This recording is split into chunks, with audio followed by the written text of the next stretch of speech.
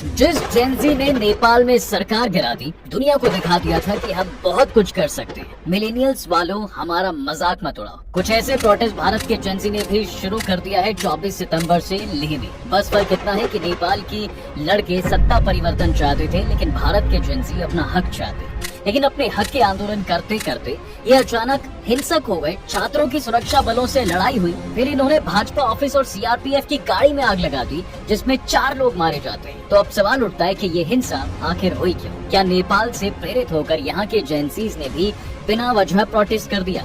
जवाब है नहीं। इसके पीछे के कारण बहुत ही कंसर्निंग है। जानेंगे इन सभी सवालों के जवाब आज के इस वीडियो। देखिए साहब, सबसे पहले बात करते हैं साल 2019 की, जब मोदी सरकार ने आर्टिकल 370 और 35A हटाकर जम्मू कश्मीर और लद्दाख को अलग कर दिया। उस समय सरकार ने वादा किया था कि हालात ठीक होते ही राज्य का दर्जा वापस दे दिया जाएगा। लेकिन 5 साल बीत गए। जम्मू कश्मीर पर तो चर्चा होती रही, पर लद्दाख वहीं का वहीं रह गया। एक यूटी, बिना विधानसभा, बिना अपना राजनीतिक प्रतिनिधित्व। इसको लेकर एक्टिविस्ट सोनम वांगचुक पिछले 18 महीनों से प्रदर्शन कर रहे थे। भूख हड़ताल, मार्च, अपील सब हो चुका था, लेकिन हर बार केंद्र सरकार ने सिर्फ आश्वासन दिया। हमेशा की तरह एक बार फिर से प्रोटेस्ट शुरू किया गया, लेकिन फिर आती है मंगलवार की रात, जब ये कॉल किया गया कि 24 सितंबर को लद्दाख बंद किया जाएगा। और ये सब करने में सबसे इंटरेस्टिंग बात ये थी कि भीड़ जुटाने के लिए ना कोई बैनर सर्कुलेट हुए और ना ही ट्रेडिशनल तरीका यानी पोस्टर चिपकाए गए, बल्कि इसके लिए यूज किया गया वही टूल जो नेपाल प्रोटेस्ट के लिए इस्तेमाल हुआ था, यानी सोशल मीडिया। इस अपील में लोगों से लेह हिल काउंसिल पहुंचने के लिए बोला गया।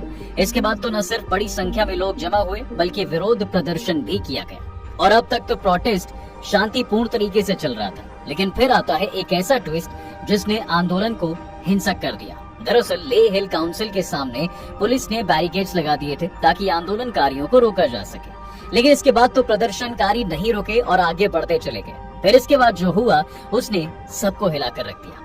पुलिस ने आंसू गैस छोड़ी, भीड़ बेकाबू हो गई। इन लोगों ने न सिर्फ तोड़फोड़ की, बल्कि सीआरपीएफ की गाड़ियों में भी आग लगा दी। इस हिंसक प्रोटेस्ट में लोग तो मरे ही, साथ ही 70 से ज्यादा लोग घायल भी हुए। इस घटना के बाद वहां के प्रशासन ने बड़ा स्टेप लिया है। उसने लेह में बिना अनुमति रैली के साथ ही प्रदर्शन पर बैन लगा दिया है। वहीं दूसरी तरफ सोनम वांगचुक ने हिंसा का कारण युवाओं में बढ़ती नाराजगी को बताया। उन्होंने इनडायरेक्टली इसका ब्लेम सरकार पर ही लगा दिया। उन्होंने कहा कि शांतिपूर्ण प्रदर्शन का कोई असर नहीं हो रहा है, जिससे युवाओं में गुस्सा बढ़ गया। अब इस घटना पर लद्दाख के उपराज्यपाल कविंदर गुप्ता जी ने जो कहा वो बहुत ही अलार्मिंग है। उनके अनुसार ये प्रोटेस्ट कोई नॉर्मल प्रोटेस्ट नहीं था, बल्कि इसमें साजिश की आशंका है। कुछ लोग जानबूझकर लोगों को भड़का रहे हैं। इतना ही नहीं, उन्होंने इसकी तुलना बांग्लादेश और नेपाल में हुए विरोध प्रदर्शनों से भी कर दी। हालांकि इसकी जांच करने की बात उन्होंने कही है ताकि क्लैरिटी मिल पाए कि इसमें कोई बाहरी लोग तो शामिल नहीं थे। अब इन सब के बाद सबसे बड़ा सवाल ये है कि ये प्रोटेस्टर्स स्टेटहुड की डिमांड क्यों कर रहे हैं? क्या है कारण? तो जवाब है लेह का केंद्र शासित प्रदेश होना।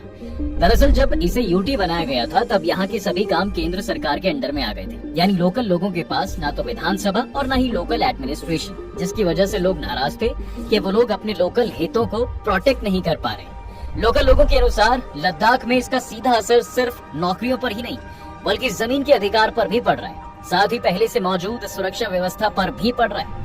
लोकल लोगों की चिंता सिर्फ इतनी ही नहीं है, बल्कि उनका सबसे बड़ा कंसर्न ये भी है कि वहाँ की इकोलॉजी यानी नेचर, लिविंग बींग्स और उसके बीच के आपसी रिश्ते। लोगों के मुताबिक लद्दाख की इकोलॉजी बेहद नाजुक है और थोड़ी सी भी लापरवाही यहाँ के पहाड़ों को खोखला कर सकती है। जैसे बड़े लेवल पर सौर ऊर्जा इंफ्रास्ट्रक्चर डेवलप करना। अब इसके अलावा लोगों की एक और प्रॉब्लम है कि इस क्षेत्र में शासन और विकास से जुड़े फैसले बिना लोकल लोगों को विश्वास में लिए किए जा रहे हैं, और सब इन्हीं सब वजहों से यहाँ के लोकल लोग स्टेटहुड की डिमांड कर रहे हैं। इसके अलावा उनकी एक और मांग है कि लद्दाख को संविधान के 6th शेड्यूल में शामिल भी किया जाए, ताकि उनके ट्राइबल लैंड और रिसोर्सेज को कानूनी सुरक्षा मिले। लेकिन अब सबसे बड़ा सवाल कि इस प्रोटेस्ट को लीड कौन कर रहा था, जो कि आंदोलन बेकाबू हो गया। वैसे तो ये प्रोटेस्ट काफी टाइम से भी चल रहा था और बहुत से लोग इसमें शामिल भी रहे, लेकिन पॉपुलर फेस तो एक्टिविस्ट सोनम वांगचुक ही रहे। और इस बार भी वांगचुक पिछले 15 दिनों से भूख हड़ताल पर बैठे थे, लेकिन इनकी मांगे पूरी नहीं हो रही थी। फिर जेनजीज ने इनके समर्थन में आंदोलन शुरू किया, लेकिन बाद में जो हुआ वो किसी ने नहीं सोचा था। इस पर वांगचुक ने दुख भी जताया। हालांकि वांगचुक ने एक और महत्वपूर्ण बात कही। उनके अनुसार भूख हड़ताल का कोई असर नहीं हो रहा था, शांतिपूर्ण रास्ता मजाक बन रहा था। तो इन लोगों ने दूसरा ऑप्शन चुना और वो था लेह को बंद करना। अब लेह बंद तो हुआ, लेकिन शांतिपूर्ण प्रोटेस्ट हिंसक हो गई। इसके बाद वांगचुक को न सिर्फ अनशन तोड़ना पड़ा, बल्कि प्रदर्शन भी रोक दिए गए। इतना ही नहीं, उन्होंने लद्दाख के युवाओं से अपील भी की कि आगजनी और हिंसा बंद कर दें। इस दौरान उन्होंने सरकार पर सवाल भी खड़े कर दिए। उन्होंने कहा कि हम 5 साल से शांति के रास्ते पर चल रहे थे, अनशन किया, लेह से दिल्ली तक पैदल गए, लेकिन मोदी सरकार ने कोई सुनवाई नहीं की। हालांकि हिंसा होने के बाद सरकार जागी है और 6 अक्टूबर को मीटिंग बुलाई गई है, जिसमें गृह मंत्रालय के बड़े अधिकारी और लेह के लोगों के साथ उनकी मांगों को लेकर बातचीत होगी। वही साहब, सोशल मीडिया पर आंदोलन को जेनजी रिवॉल्यूशन वाला एक वीडियो भी वायरल हो रहा है, जिसमें सोनम वांगचुक को ये वर्ड कहते दिखाया जा रहा है। इस पर उन्होंने कहा कि मैंने जेनजी रिवॉल्यूशन शब्द यूज ही नहीं किया। वहीं इस घटना के बाद राजनीति भी शुरू हो गई। बीजेपी ने इस हिंसा का आरोप कांग्रेस पर लगा दिया।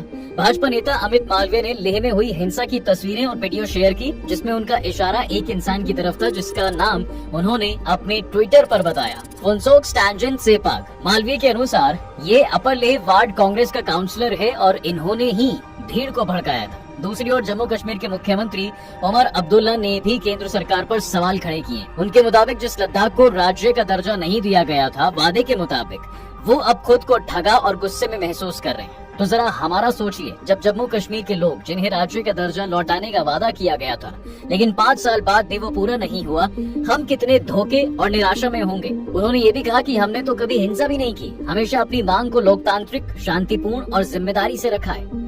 खैर, इस प्रोटेस्ट के बाद सरकार क्या कदम उठाती है, क्या लद्दाख को स्टेट हुड का दर्जा मिलेगा या फिर कोई और रास्ता निकाला जाएगा, ये तो 6 अक्टूबर को होने वाली मीटिंग में ही पता चले।